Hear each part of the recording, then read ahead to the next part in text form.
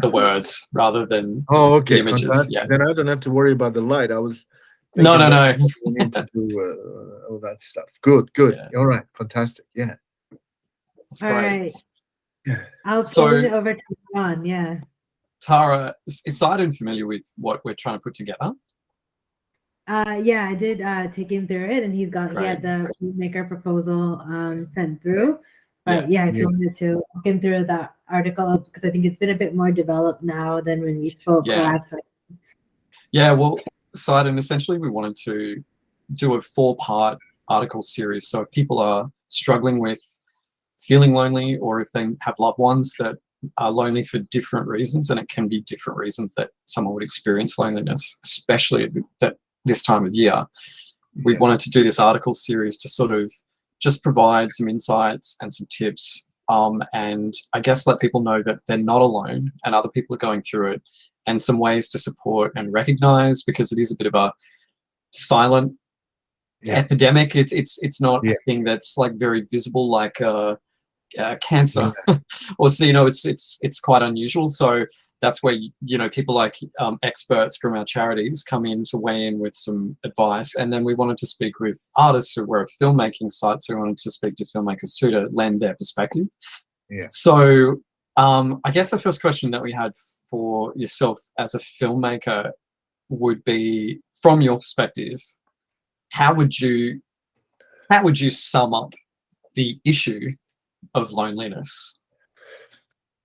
Well, look, it is one of those soul essential human questions, and I've been asked about this many times, and I have thought about this and felt it, for a long time in some way, and there are many, many reasons for that.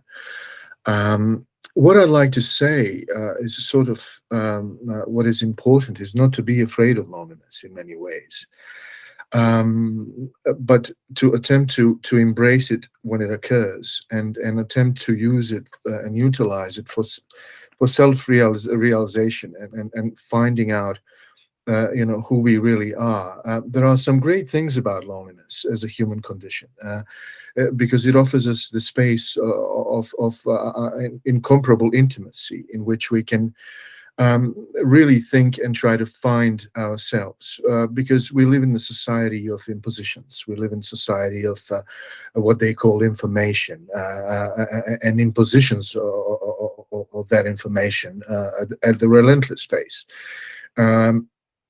which has in many ways become the tool of propaganda of this or that angle and reason. So there is a silence that comes with loneliness, and the accessibility to silence that helps us have those thoughts of and profound understanding about ourselves and the world around us. I mean, I survived the Srebrenica genocide, and as a 12-year-old, and I think being able to find that silence which comes with loneliness was precious to me. For example, I think it's important for people not to be afraid of loneliness. Many people have spoken about loneliness, including philosophers like Schopenhauer, for example, who said only in loneliness can we be free. And I've always felt that to be true, and that can be, as I said, utilized and used in many ways. But of course, there are negative feelings that exist within loneliness. I think there's probably, now that I'm thinking about it, Leon, I think there's almost feeling of guilt that people have, feeling lonely, finding themselves feeling lonely, and probably experiencing certain level of guilt about having come to that position. Guilt and shame, I'd say. Guilt Yeah. and shame, exactly. Which that's why I'm saying that it is really important not to feel either of those things when one encounters loneliness. I think what is important, as I said, is to try to utilize it and use it as a positive thing, because we are all either you're a victim of loneliness or you're a victim of imposition of propaganda. When we talk about public discourse, public life, what I think also is important is that to understand that loneliness is an inspiration and understanding. When one finds itself in that space of loneliness, he understands the value of human connection. He furthermore understands the true value of it, because a lot of it is taken for granted. I was speaking about that to my friend in the US. We had an interview recently about, or sometime this year, about loneliness. It's really important to utilize it, even in that way of understanding the value of human connection and sort of rareness of that, because a lot of people do not, in company of yours or anybody's, do not heal loneliness. There's alienation in every space, and I think the problem is more profound, and the simplicity of having other people around that does not really solve it. Essentially, it's about the person from within themselves, and so there's a lot of things that can be done. Yeah, it's complex. Yes. And so, what inspired you to make your film, The Last Days of Loneliness? Well, a lot of my work is for the reasons of attempting to eliminate representation in my cinema, which dominates the mainstream cinema, where people come and pretend for pages on Fridays to be somebody else, which is impossible, because some guy Stanislavski said that it's possible. Of course, it's impossible. There are a lot of profound sources of sort of what I call metaphors. Help me with this Kafkian word, please. Metamorphosis. Yeah, exactly. A metamorphosis of evil in society. That this proves to be the source of, where the nonchalance of identity is being banalized and diminished, and for paychecks on Fridays, people pretend to be someone else. Well, they can't. It's about finding out who you are. And this is also part of the reason of loneliness, alienation, watching these ads everywhere, the imposition of propaganda of all kinds, of mainstream cinema, of ads of so-called celebrities in mainstream, and people are sitting on their couches and watching all this and finding themselves either second grade, or finding themselves like they're missing out on this so-called great big fun everybody else is having apart from themselves, which is not true. There's a lot of cheap pretending there, and there's no substance. So I think it proves. So yes, that was one of the reasons, one of the main reasons why I perform in my cinema and seldom have other people in my cinema. And this was made during the pandemic, and I said that as we said, loneliness existed long before the pandemic, and it will exist long after. It's an essential human feeling in many ways. And the reasons were plentiful. It was about exploring that space of suburbia, the emptiness that you encounter every day, which was very metaphorical of loneliness, and then I really wanted to have that, to celebrate that eventual human connection between two humans in what I considered to be sort of a glorious ballet cinema, like. This a simple human hug that is a symphony in itself. I had a question about that, because the moment that your characters do finally meet, which would build up to throughout the course of many, a long phone call, an extended driving sequence, sort of many long approaching shots. So it's a build up. But when they finally meet, we see that greeting played out from both perspectives, and it's in ultra slow motion. So tell me a bit about that choice and how that ties into that moment where that loneliness is finally broken for the audience. That's such an interesting question, Leon, and thank you both. I was vulnerable, to be honest. When I sent you the film, I felt very vulnerable. I detected that. Yeah, I was. Plus, I saw a dentist this week 2 times in a row, and I was quite shaken by that, and I felt quite tender, and because I make cinema of a different kind. I sort of don't make Coca-Cola commercials. I make cinema to try to expand it in some way and revolutionize it in some way. So it was quite delicate, and always is, to send it to somebody you don't know. So I'm very touched and thankful that you guys are so amazing and that you've it the way. Thanks for saying so, and thanks for sharing. Thank you. So yeah, that moment was really. People have asked me, so how did you decide that? And I said, well, you know how they say, how did you draw that with a pencil? You know, or they asked John Ford once. They asked him how he did that thing in The Searchers. I don't know if you've seen The Searchers. It's a great western of his. He done it. He goes, well, how'd you do that shot? And he goes, with a camera. You know, the grumpy, happy thing. But for me, it was sort of the only way to celebrate that fusion, that eventual meeting of two people, which is, as I said, it's sort of it really is a symphony, and sort of symbolizes that rareness and uniqueness of real connection with other people that I just talked about before, you know. So I think those were the main reasons why. Yeah, it was really effective. Thank you very much. Yeah. You had a line in the film that a sign of contentedness is a sign of a lack of intelligence, I suppose, which I thoroughly agree with. And thank you very although much. I don't tend to admit it. Do you think that somebody has to? Yeah. Well, it's on film, so you're in trouble now. Do you think that deeper thinkers, and interpret that how you wish, but do you think that deeper thinkers are more susceptible to loneliness? And if so, why? I mean, do you find that ironic? No, I find it logical in some way. It's a good question. I like it, but and thank you for prefacing that deeper thinkers in quotes. There have been very few throughout history, really, that have gotten us in my deep opinion. Yeah. Look, I think it's logical because if you are honest with what you're feeling, and if you're honest with the world around you, and if you're honest and as intense as your ability to think allows you to be, you surely encounter.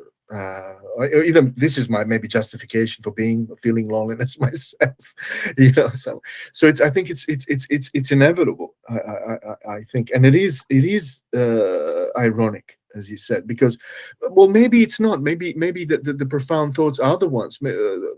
In loneliness, you can only have them in loneliness. Really, you cannot have them with somebody. Blaring a speaker in your ear. It's impossible. So you got to give yourself conditions to achieve some sort of thoughtful, spiritual state of mind. And loneliness is one of those conditions. And I think maybe there's the logic to that.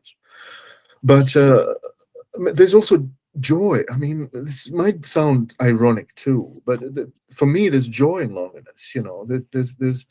There's some great joy in that ability to achieve and to have the privilege of silence. I think people should be, as I said, in some aspects and in certain doses, people should see it as a privilege in the times of relentless propaganda of all kinds. Yeah. It's in a way, yeah. I think it's important to know that. So, what message about loneliness are you hoping that your film could convey?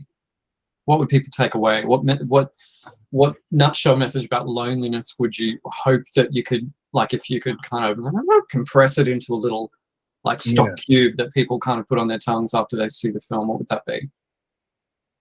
I suppose, I think it's yes.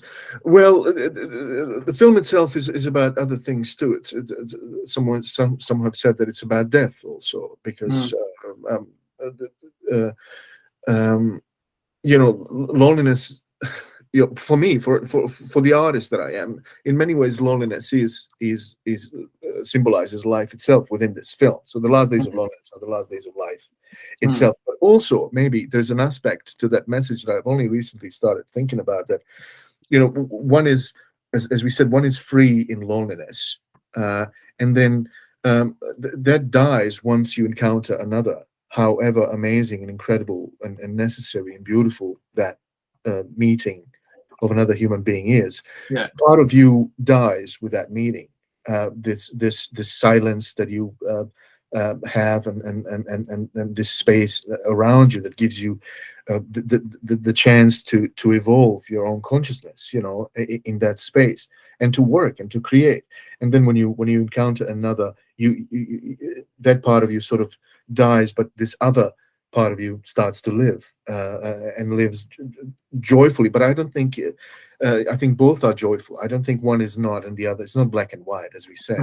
So, but yeah, I suppose the message is, there's beauty in everything, as I said. There's beauty in loneliness, and there is incredible beauty in company of rare, beautiful people.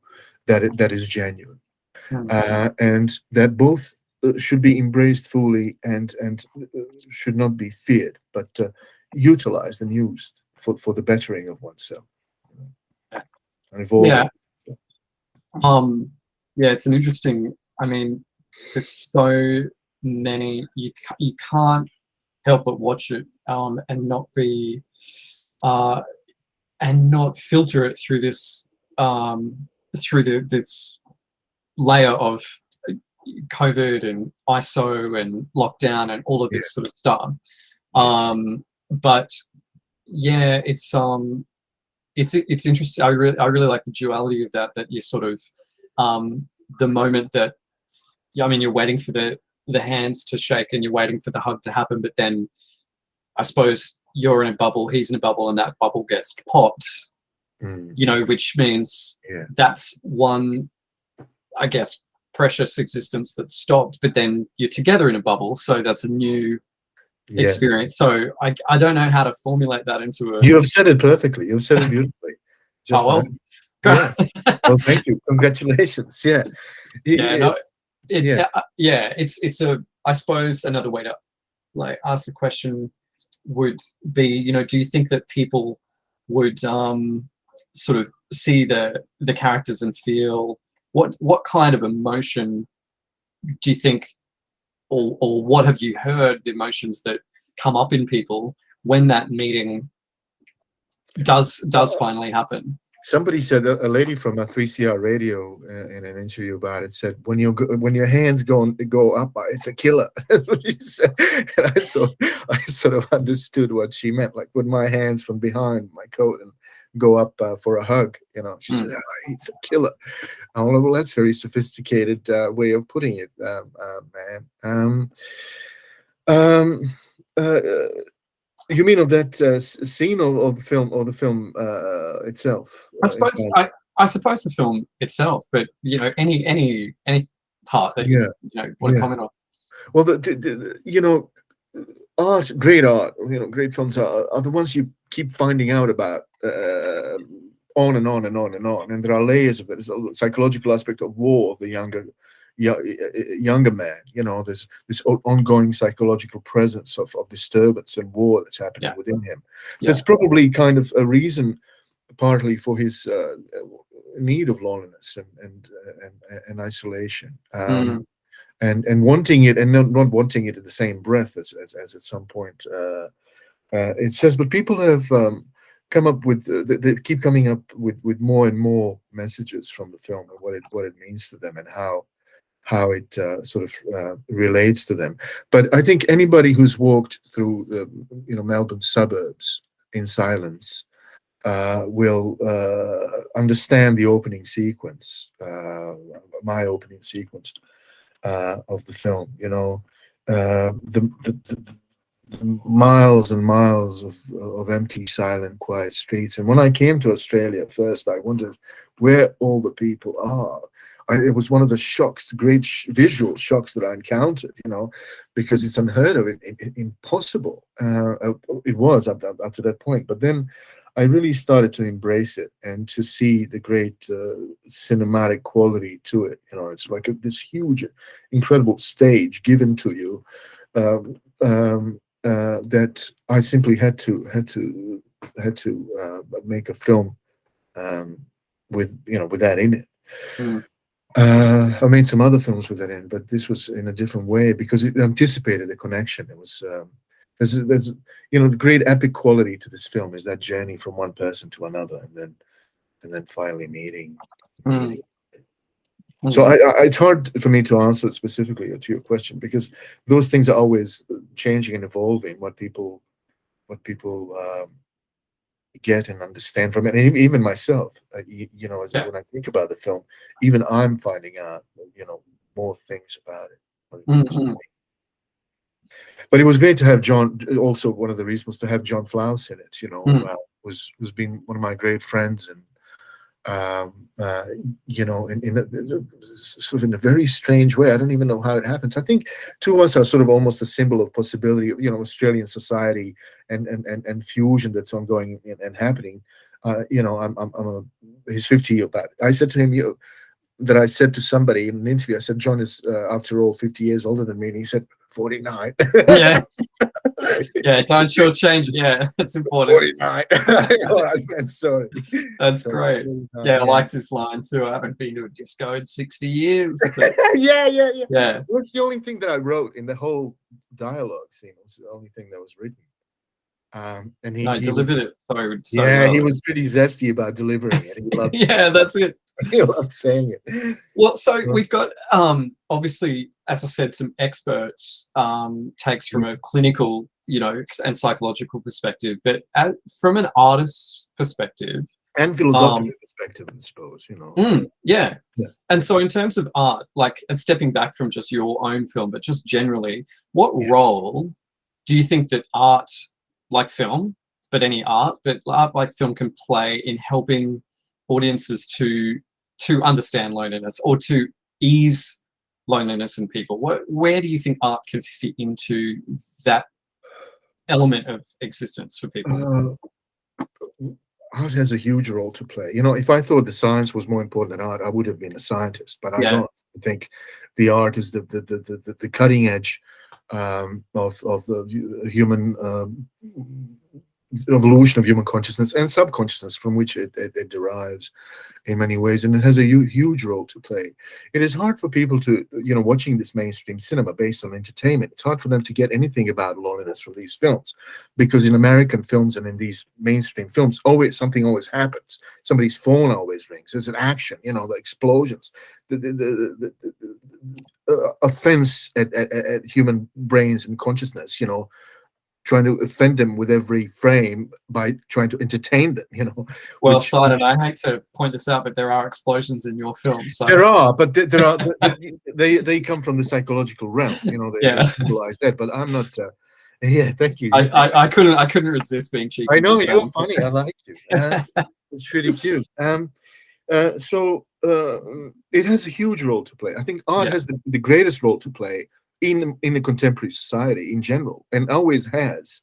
They have sold us the power of science through its power of making things explode and cutting down forests, and these tools of industrialization that have been created by science for those who are now destroying the world. Capitalist, which I call them capitalist fascists, really. Destruction, ruthless destruction, and the science was the one that provided them that, and I think the tools for that, and still is. And now they are thinking about, how are we going to counter that? It's going to be hard. So art has a great role in defining and redefining the philosophical foundations of human ambition, how to go forward, and what is really important, and what is progress. What is real definition of progress? So art and cinema has a great role to play, but cinema, my cinema, tries to redefine the cinema itself, because that's what needs to be done first. We got too much problem in cinema itself for it to be a reliable tool to help people, because it's doing the opposite. It's just a tool of propaganda, of financial gain, or any kind of other propaganda. If you see, it's quite sad. Every film they show has this little propagandist edge. They are promoting this or that, this or that thought, and it's all just should not be trusted.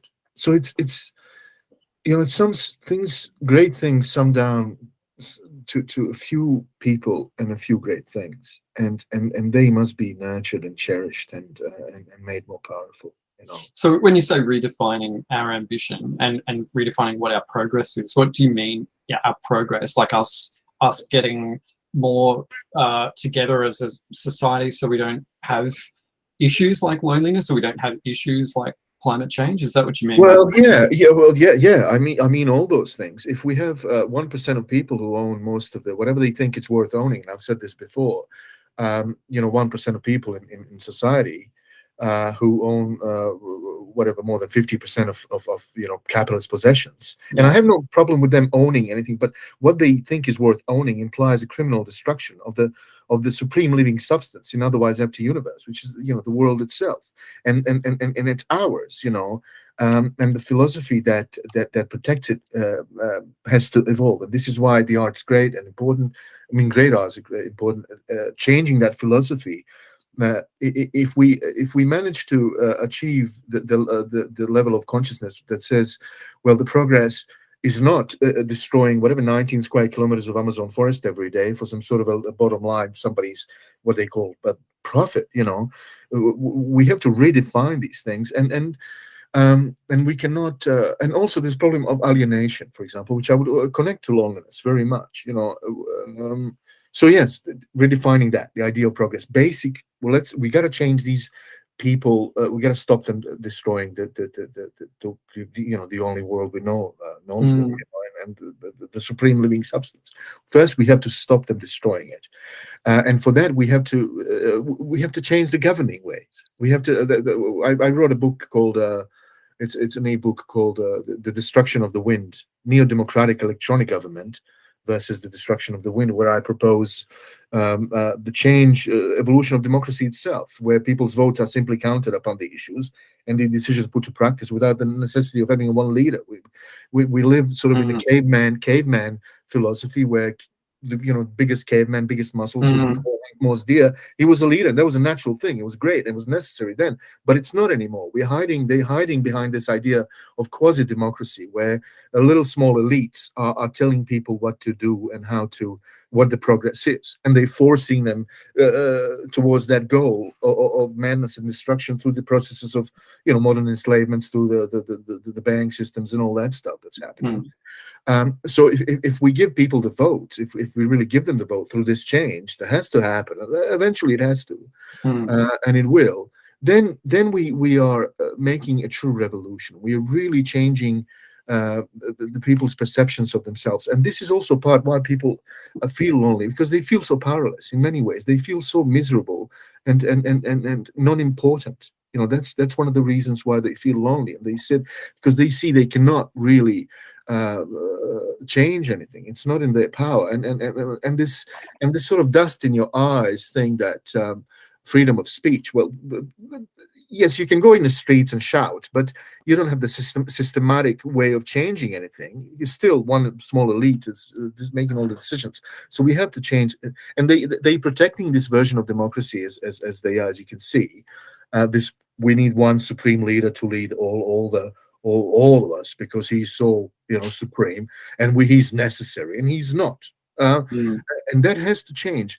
I was having another train of thought, and now I'm misplaced. But that helps. That then also revolutionizes intimate consciousness of human of people. But when they start evolving, they realize their own importance. They vote finally counts. They thought opinion on the world and what progress is in their way counts. And because it doesn't count now, you vote for somebody and he implements what this 1% of people think. What they think is owning, what they tell him, what it's all in a streamline. So that's one thing. But yeah, yeah, I know it gets a bit big. You got me talking. Well, I had. Yes, well, I was gonna. I think there's a different way probably to ask.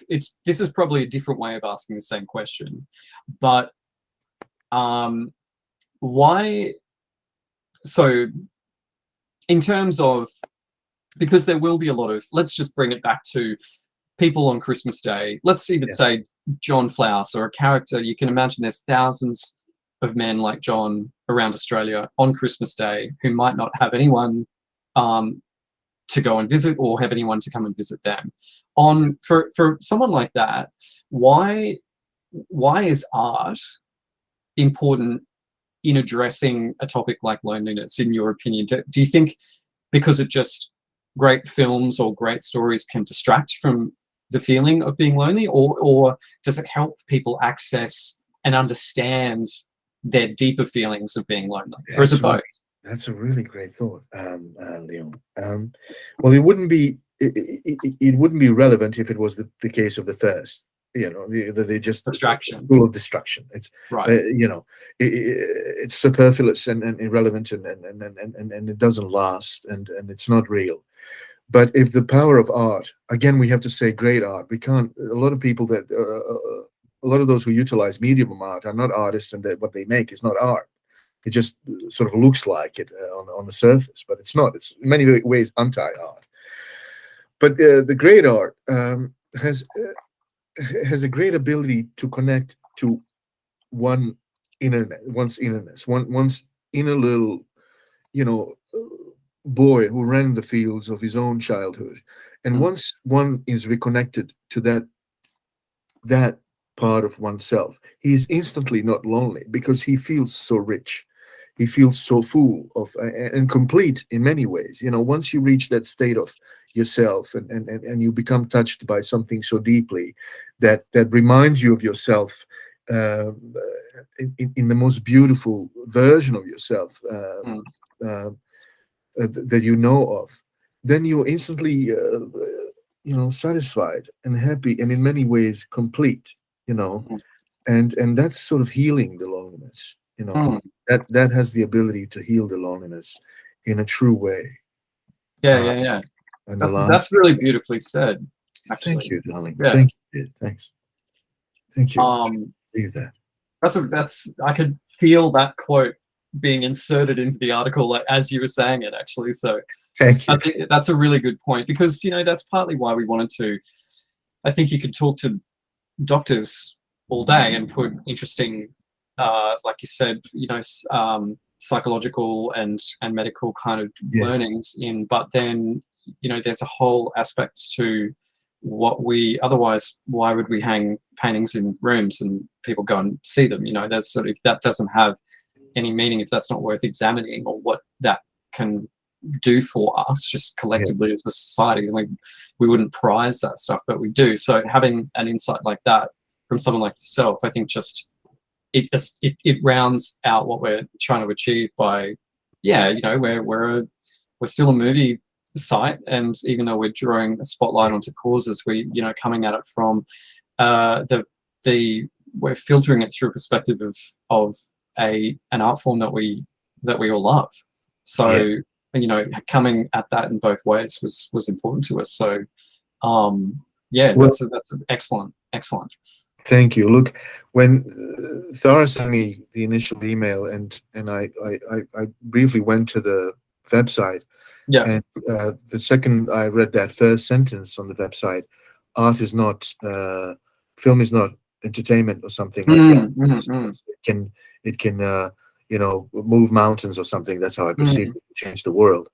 I was touched. It meant a lot to me, because voices like that are rare in this mindless Marvel society. I've been working at the high school for a little while, and hanging out with year 10s and 11s of all kinds of different backgrounds, and it's very sad to see. And the only reference they know in cinema is Marvel, and it's this brainwashing anti-cinema that they're being exposed. And I think this just rises furthermore this level of responsibility the few of us have, because we understand we have it so deeply, to fight on, to try reaching these deeper levels of humankind, and as individuals, and then as a whole that way. It's a really important war. I feel it's one of the most important fights happening at the moment. Is that cinema? In the sense of the cinema. Mm. There's so much to think about and talk about, and you've got me onto thinking some things. I've really poked the bear here. There's a whole can of worms, that can emerge out of this. Yeah. Well, that's aside from that. That's covered off everything that I need. Thara, did you? Yeah, you can talk for another. I'll go, and then you can just No, another I'm hour. going to. I'm going to go and be quiet for a while. Tara, was there another any other element that you think we need from Saidin at this juncture? No, I think I think most of my questions were also answered. I think in the discussion and stuff. I just wanted to say, I think how you mentioned Saidin, that first opening scene with the with the neighborhood in Melbourne and things like that. That actually was one of the scenes that stuck with me the most, because when I was looking at it, I was looking really closely at it, and I was like, oh, because so one aspect of that is I really love architecture, so I tend to look very closely at those things. But when I was looking at it, I was like, has this all been staged? There's no one there. Everything looks perfect, down to the hedges and everything. I honestly, for a while, I was like, has that been staged? But there's no way.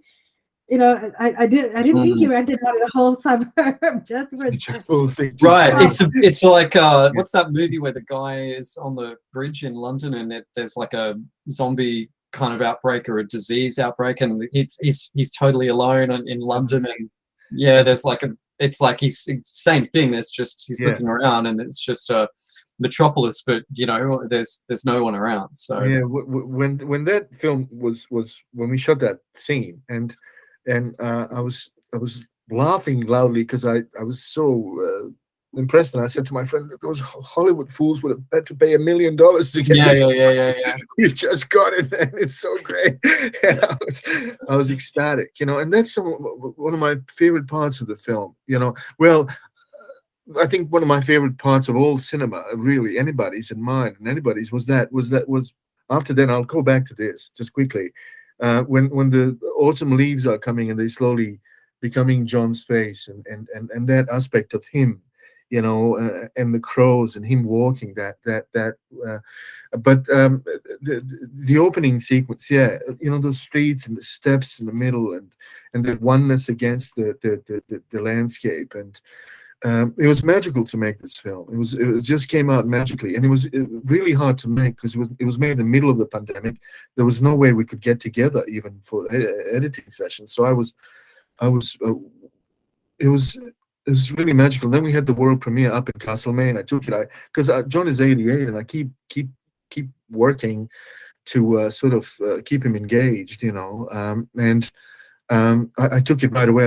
As soon as we could organize a premiere, went there, and we had an amazing premiere. It was like the place was full up there, and people were really touched, and I was really emotional. It meant a lot to people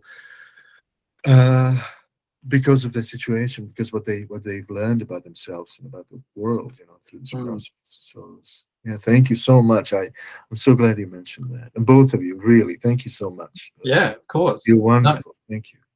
Good. Yeah, no, it's kind of I think a bit of a happy accident, or what, to kind of that we've set our sights on this particular cause for this campaign and kind of identified Christmasiness and locked it together, and then not only have you focused on it and made a film on it, but it's in the title as well, and so it was sort of like a little bit of too good of an opportunity to have a chat. So thanks for chatting with us.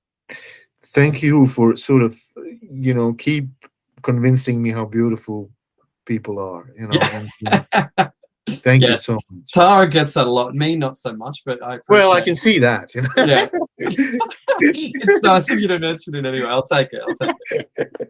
No, I'm kidding. I'm just getting you back. I'm getting you back. Yeah, we're 1-1 now. Yeah, good That's to be great. equal. Awesome. Well, Saidin, thanks. And if you next time you chat to John, please tell him I'm a fan. I like his work. You know, I recognize him straight away. I know John's work from, you know, Australian films in the past and doing funny, you know, comedy programs that I remember, you know, Sean McAuliffe, I think he worked with, and others sort of work he's popped up. He's a great character actor, and he's an Australian legend as well. He is amazing. He's called, you know, these every article we appear in, it goes and a national treasure, John Flatt. And then a piece in the Beat magazine came out. We had Loneliness at Acme, and this guy wrote this beautiful piece about it. And he said, Saidin Salkic is a natural treasure in Australian avant-garde film industry. And then I called John. I said, you know how they call you national treasure? I said, they called me, I'd rather be natural treasure. You know? Look at this. And he was like, oh, really? Who wrote that? And I go, this and that guy. He's got a future, that guy. And there's a funny anecdote about making the Last Days of Loneliness. Because he's got Alzheimer's, and I kept asking him, and I've told this story before. Maybe you didn't hear it. I said, John, we got to do this. It's ready. We got to do it. And he said, oh, I'm sick. You know, I can't do it. And then a third time I called him, and he said, oh, maybe call me in a week. Let's talk in a week. And I called him again. He said the same thing. And I go, look, it's okay. I think I can make this film work with my daughter. You know, it's all right. And he goes, oh. Second I said that, he goes, let me look at my calendar. I know, right? Nothing gets the you know, the willies up an actor more than hearing like, oh, we've got someone else for the part. Like suddenly, he was great in it. He was great in it. Yeah, that's excellent. Oh, good one. I will tell him. Yeah, please do. Yeah, that's great, Saidin.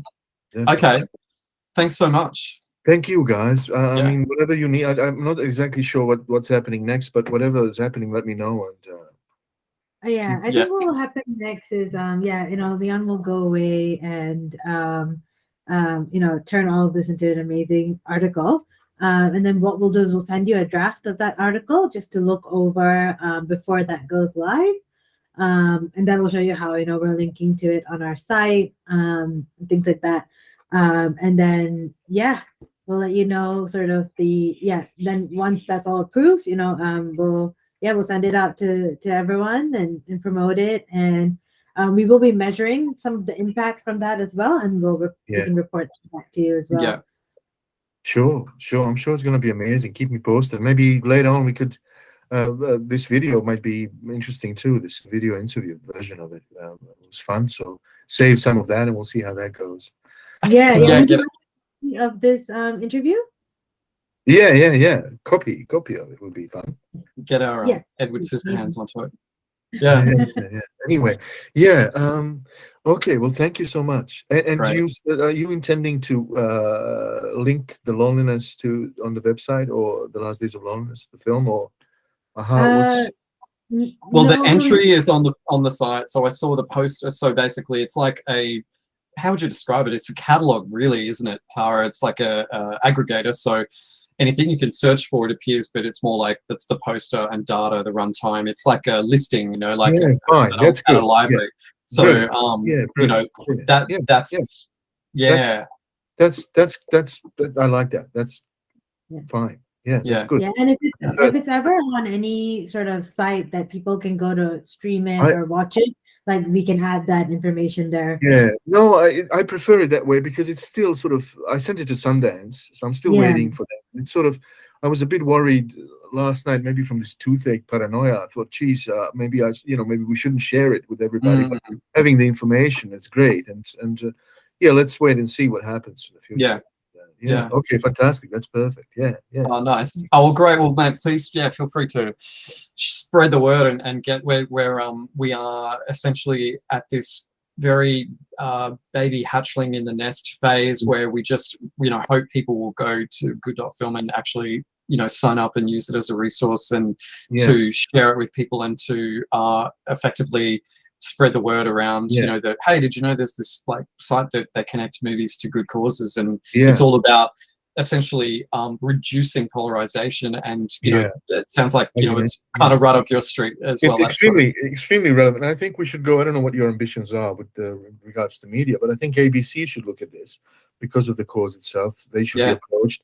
I don't know what you think of them, but sometimes I feel those bastards, from ABC. But maybe we could get through to them. And I think we should be ambitious with this because it's really important and unique in the country. And whatever I can do to help or be part of whatever you need, let's do it. Thanks, Saidin. Sure. That's awesome. Sure. Yeah. Great. Okay. Okay. Look after yourself. All right. You too. See you soon. I'll talk to you. See you. Yeah. Thank you, guys. Bye. Bye. Thanks again. Bye. Bye. See you. Bye.